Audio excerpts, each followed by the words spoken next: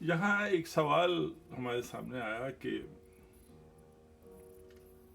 مصوری میں، آرٹ میں مشین کا زیادہ استعمال جو ہے وہ اس سے جڑے لطیف احساسات جو ہیں اس میں کمی کا باعث تو نہیں بنتا، انہیں لیس تو نہیں کر دیتا؟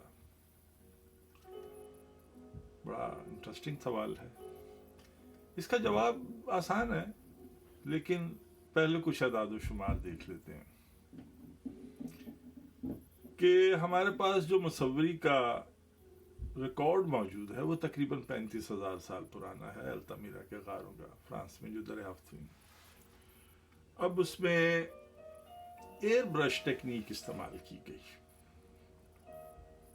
اب یہ ایئر برش دیکھیے، جو ٹول ہے اصل میں مشین ہی کی سادہ فارم ہے. ٹول ہی بڑھ کے مشین بن جاتا ہے. تو ایئر برش جو ہے وہ دو سادہ سی نلکیاں جو ہڈی کی ہو سکتی ہیں اور ایک پیالے میں واٹر بیسڈ کلر ہوتے تھے، پگمنٹ بیسڈ. اس کے اندر ایک نلکی یوں ڈپ ہوتی تھی اور دوسری کو منہ میں دبا کے اس کے اوپر جب پھونک ماری جاتی تھی تو وہ اس میں سے پینٹ اٹھا کے سامنے. اب یہ دیکھیے سادہ سی مشین ہے جس میں انسانی پھونک اور وہ دو نلکیاں. اب یہ ہے 35,000 سال پرانے. ٹھیک ہے جی، آگے بڑھتے ہیں تو جو پوٹر ویل ہے، کمہار کا چک جس کو ہم کہتے ہیں، یہ 6,000 سال پرانا اس کا ریکارڈ ملتا ہے. یہ سادہ مشین ہوتی تھی جس پہ آج بھی دیکھیے وہی کام کر رہی ہے.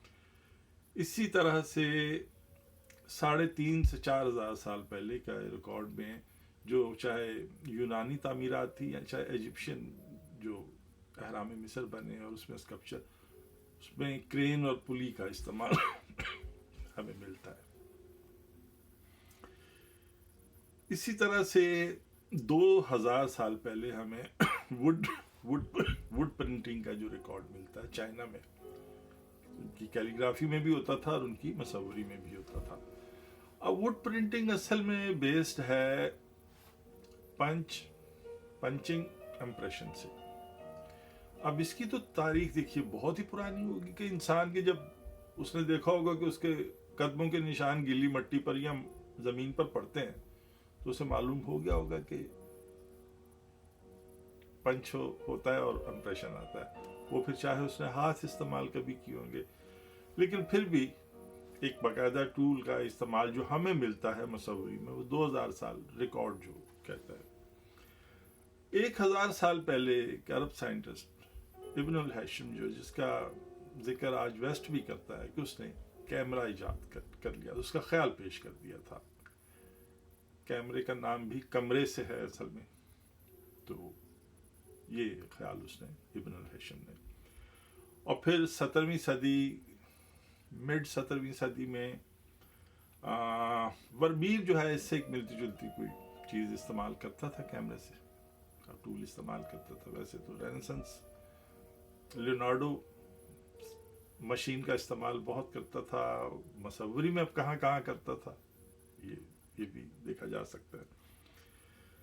اسی طرح سے پھر 17ویں صدی کے اینڈ تک 1685 تک میں پہلا کیمرہ ایجاد ہو جاتا ہے جو پھر مصوری کی آگے چل کے بہت بڑا ٹول بنتا ہے. وہ 1836 میں ایک فرینچ انجینئر تھا ایشلے کولاس، جس نے ایک پینٹوگراف مشین بنائی تھی جو اسکلپچر کے لیے استعمال ہوتی تھی، جس میں کوئی بھی ایک سائز کا اسکلپچر بن جاتا تھا اور پھر اس کو چاہے انلارج کر لیا جاتا تھا بنانے میں یا چاہے چھوٹا کر لیا جاتا تھا.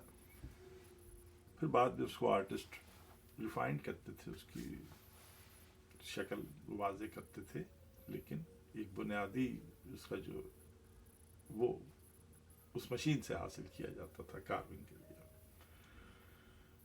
اور پھر نئے دور میں تو پھر مشین جب تو پھر آج کمپیوٹر اور یہ سب کچھ مصوری میں آج مشتمل ہے. بہت کچھ، چاہے انلارجر ہے، چاہے پروجیکٹر ہے، کچھ بھی ہے.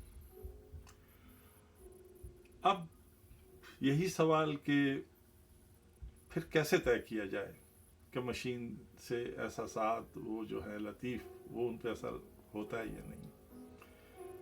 دیکھیے اب اس کا یہی ایک ہی فارمولا، ایک ہی اس کا فی الحال تو جواب یہ ہو سکتا ہے کہ جب تک انسانی تخیل، تخلیق اور تسکین پر انسان کا غلبہ ہے، اور وہ تسکین کے لیے جس میں اس کے یعنی تسکین کا تعلق ہمارے احساسات اور جذبات سے ہے، جب تک یہ کی پوائنٹ انسان کے پاس ہے، مشین کا استعمال کتنا بھی بڑھتا چلا جائے گا